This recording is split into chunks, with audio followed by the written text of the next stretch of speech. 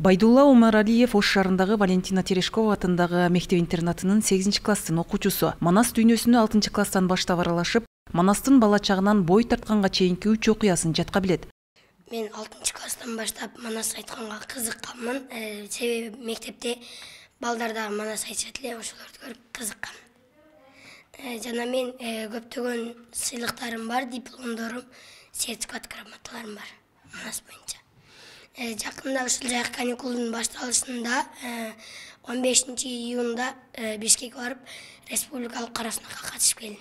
Алгач Манас айтууга болгон кызыгуусу Манас ийримине катышуу менен башталып, кийин бир топ окуучулар менен биргеликте кароо сынактарга катыша баштаган. Гайран жеңмен ганы кей, тимек болду сезекте, кылмак болду кезекте, каралуу жүрүп атын чап, букарга баштамак болду бузуктун. Күн мезгили келгиче, күрүштөн күрмөк жем берип, күндө терин ал эме, арпадан аса жем берип, асыл жеңен ганы кей, тай торудай будандын, айда терин ал деме, күгүм кире күн бата, элдин астыдым жата, чаңгыз жаңга көрүнбөй, тай торуну токунуп, ай талага салууга, асыл будан күлүктөн, ачуу терин алууга, кыябына келтирип, андан кийин будан 8 хан элге чабууган.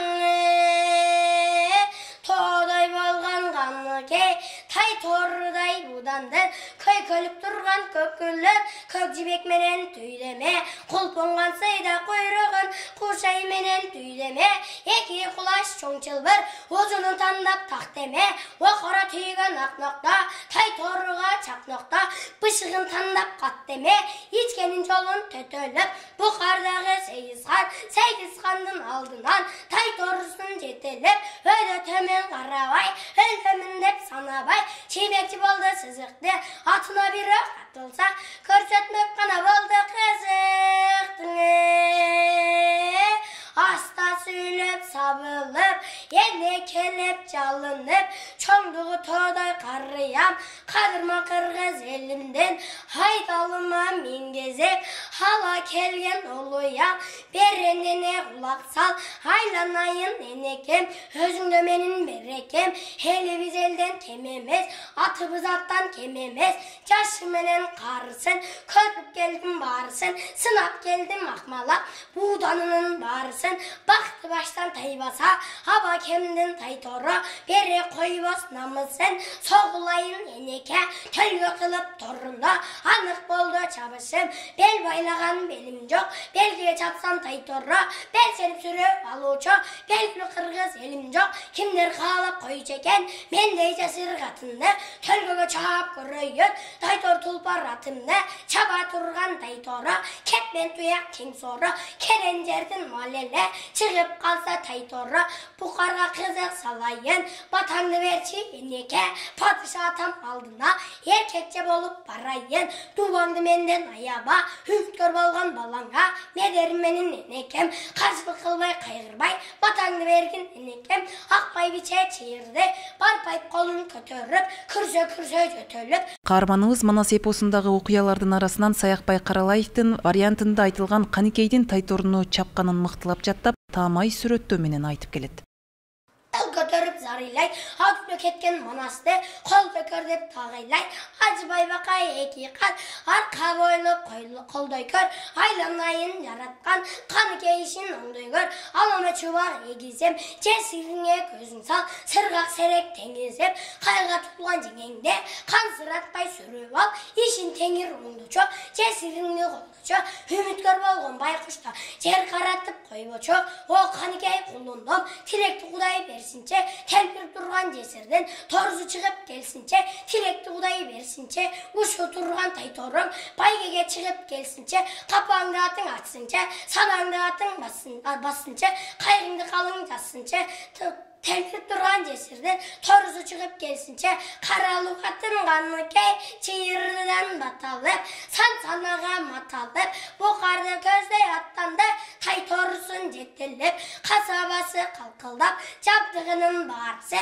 жай-жайында шалкылдап, көргөндүн көнү бөлүнүп, сөйлөкөтү сөйлөтүп, her manasтай көрүнүп, кара чаар кабылан, капталында чамынып, кара кийген жесирди кайтар колдоп алыптыр, чолок чаар арстаны жандай санып чалынып, ада колдоп алыптыр, эки беттин отунан бир байпактык түк чыгып, калгадай кашкатиш, тарудайдын быркырап, оозунан жалын төгүлүп, опол тоодой көрүнүп. Байдулла эпосту жан дүйнөсүнө жакын алгандыктан көп убактысын манасты жаттоо менен өткөрөт. Чыгарма көлөмү көп болгондуктан арасынан өзүнө жаккан бөлүктөрүн эргеп алат. Көптөгөн китептерди окуп чыккан манас боюнча жанагы манастарды деле көп эле жаттаганмын, бирок канкенин айтуун жапканда көбүрөөк басым жасайм.